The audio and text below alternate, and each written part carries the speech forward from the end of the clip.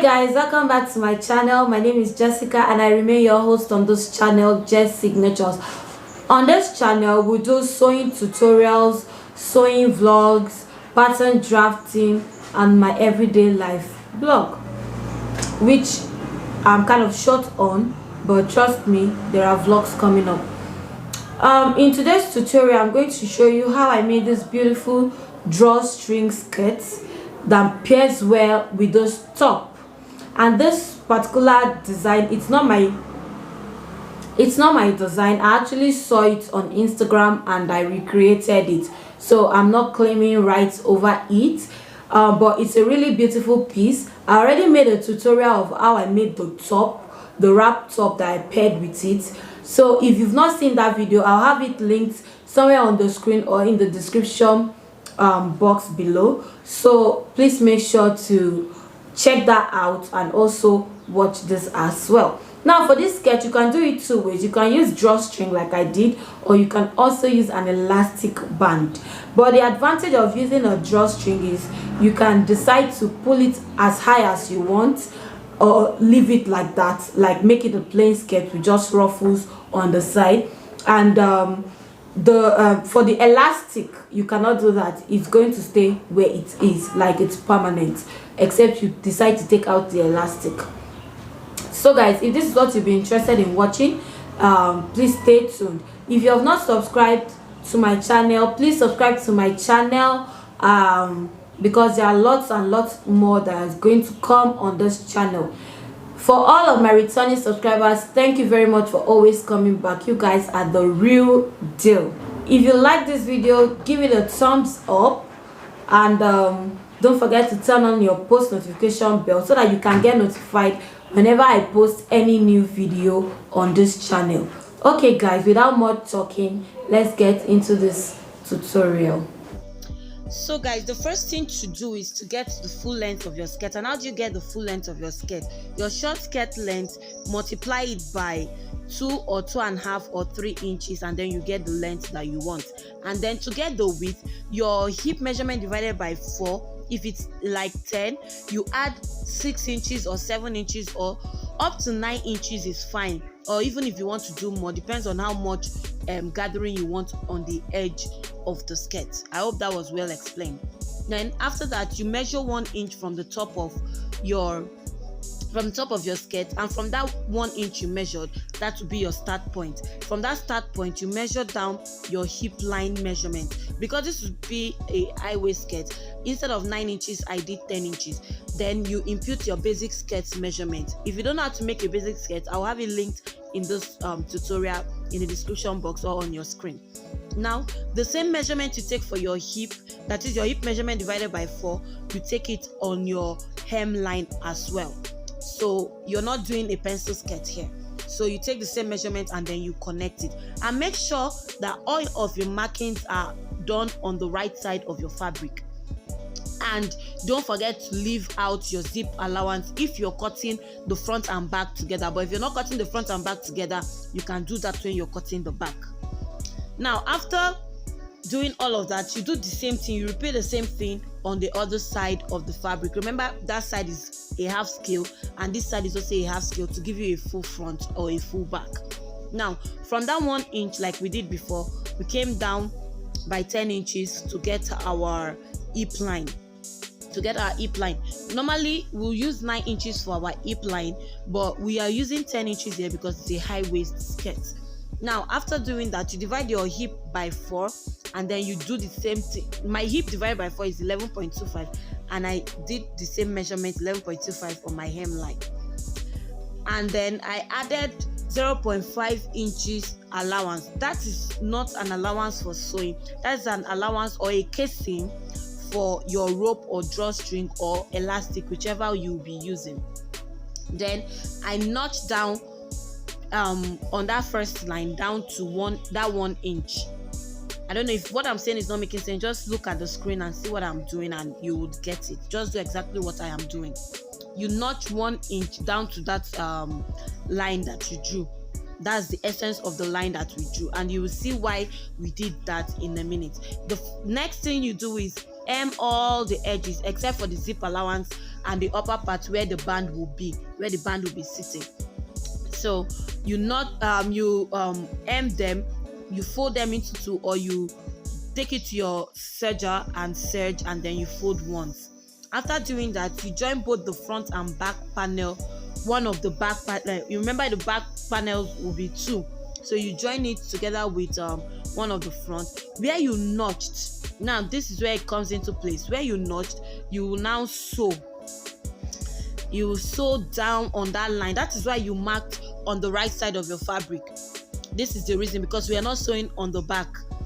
This is why you marked on the right side. So you just follow that line straight down, and make sure to adjust your fabric not to have any foldings here and there. After doing that, you sew again on the second line that we marked.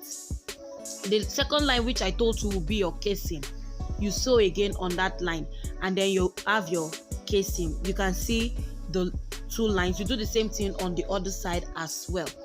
After doing that, you can go ahead and fold into two that remaining part, or you fix in your elastic or your drawstring first, whichever method you want to do first. So now this is just me sewing a very long rope, a very long strip, which I measured the same length with my skirt.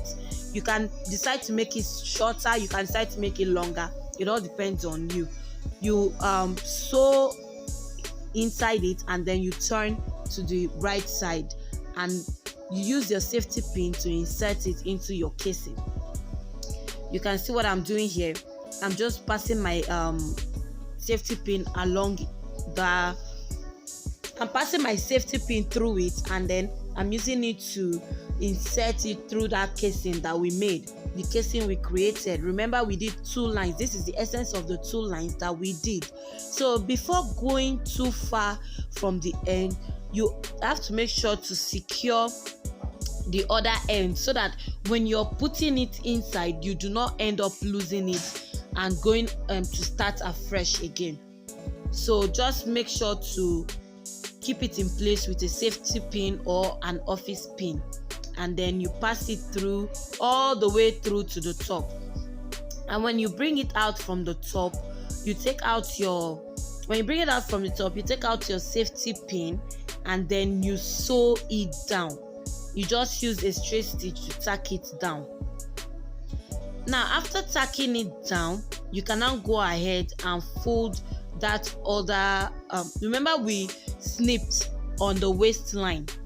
Now you go ahead and fold that extra allowance in, you fold it two times, you fold it twice. Remember, we left 1 inch, so you fold in half an inch and you fold in half an inch again. You can see what I'm doing.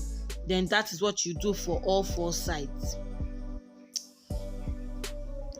You just hem it down, and then that side fringe is done. This is the magic, guys. So easy. So this is all you have to do for that side. You repeat the same thing you did on this side on the other side.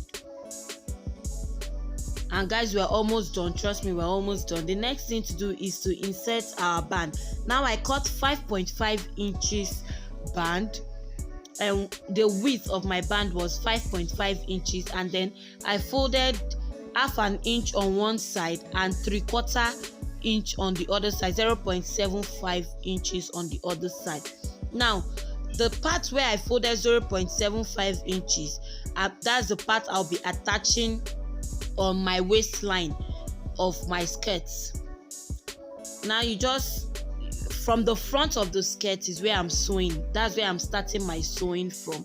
If you want to see a detailed tutorial of how to fix a waistband, a proper waistband, then I would have it linked in the description box below or on your screen. But here I'm just giving you another method on how to make your waistband. This method, I call it sew in the ditch. So I'll show you as we go ahead. Before we continue with the waistband, you insert your zip. The zip should stop at the front part of the zipper, of the waistband rather. As you can see what I'm doing, I didn't get it all the way round to the other part of the waistband. Remember, we folded the waistband into two. Let it stop halfway.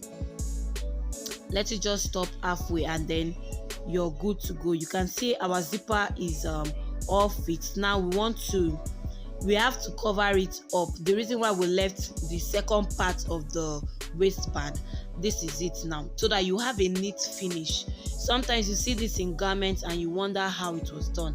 Well, this is how it was done, and I'm here to show you how it was done. So you just fold in all the excesses and then you sew on it. I'll be bringing it closer to the camera. Let me switch on the light so that you can see what I'm doing. You can see the excess allowance on the zip part. I folded it inside, and then that other part of the waistband, I'm also folding it inside, and then I'm holding it down with a pin. I'm holding it down with the pin. Now, as you can see what I'm doing here, I did not remove or open up that sewing allowance, that fold line that I have there, that 0.5 inches. I did not open it because you need it to stay like that for you to be able to close your waistband and have a neat finish. So you just sew very close to your zip teeth. As you can see, that's what I did here. Just keep looking at your screen and trust me, you'll get everything that I'm doing. After doing that, make sure to trim out all excesses and loose threads, and then you snip that edge so that you'll be able to turn it freely and there will be no bulk on that side. Then you turn it inside and voila, you have your neatly finished zipper and almost neatly finished waistband. You can see how beautiful it looks.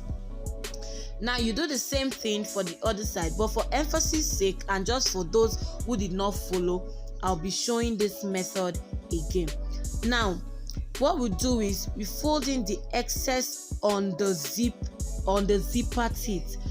Now that excess from the zip, you fold it in, and then the waistband itself, you also fold it inwards, and then you put your pins. That's the magic that we did there. No big deal, no long story about it. Then you sew very close to your zip teeth. You can see I'm taking out the pins and I'm sewing very close to my zip teeth. That's what will give you that nice finish. And make sure to always top stitch. Make sure to always cut out loose threads and then anything that will give it bulk. You can see I'm trimming it down so it will not give it any bulk around that place. So when I turn, everything is laying flat and nice.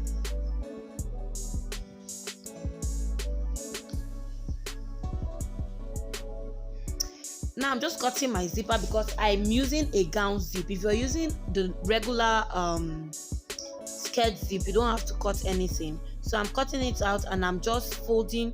I took a small piece and I'm folding it along the end of that zipper where I cut. If it's for you, if it's your personal one, you can decide to leave it. But if it's for a client, it's advisable you do this so it just looks professional and nice. It does not look like you're cutting zips here and there. So all you just do is sew it on top of the zip, sew the edges, make sure it's looking nice and pink, and then you trim all loose threads. Like I always say, please don't leave loose threads. They make your work look tacky, they make it look unprofessional, and they make it just look rough. So always make sure to trim out loose threads. So as you can see, my zipper is ready and my waistband is almost ready. So that's the last thing to do. Now the stitch in the ditch that we're going to do now, we'll be sewing to make sure the front part looks like there's no sewing, but there is actually a sewing there. Now I might be doing a detailed tutorial on how to sew in the ditch, but for now this will do. And you can just do it the regular way you do your waistband, or you watch the video I already have on waistband. So here you just make sure to open up the seam. When you sew, you will understand what I mean by open up the seam. You just make sure to make it flat, and then that footer will be doing the work for you. And if you don't have this stitch in the ditch foot, you can use your regular foot. Just take your time and be careful about it. You do this to the end of the band. Now you can see it's showing at the back, but it's not showing in front. Now this is the reason why we did the 0.75 folding at the back, 0.5 at the back. So thank you guys for watching. Now see the finished look of this skirt.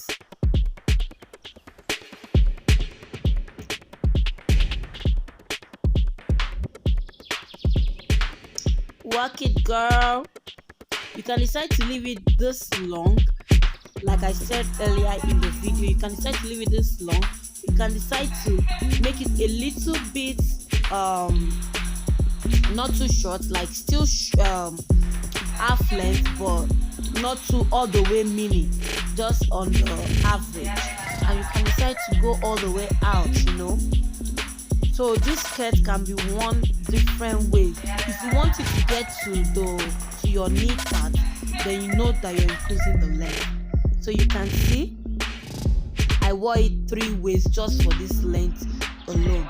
Thank you guys for watching. I love you all.